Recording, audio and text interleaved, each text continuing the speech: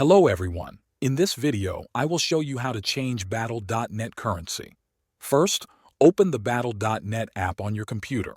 If you are not already signed in, enter your email and password to log in. Once you are in the app, look at the top left corner and click on your profile name.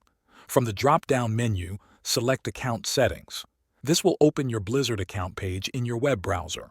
On the account page, go to the left-hand side menu and click on Account Details. Scroll down until you find the section for your country or region. The currency used in your Battle.net account is linked to the country you have selected. If you want to change the currency, you will need to change your registered country. Click the link to update your country and it will take you to the support page. You may need to provide proof of residence such as a utility bill or an ID, depending on your situation. Follow the on-screen instructions to upload any documents if needed.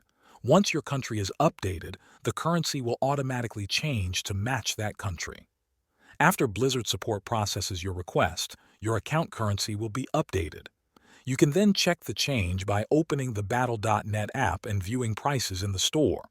This process may take some time, depending on how quickly support responds. Thanks for watching.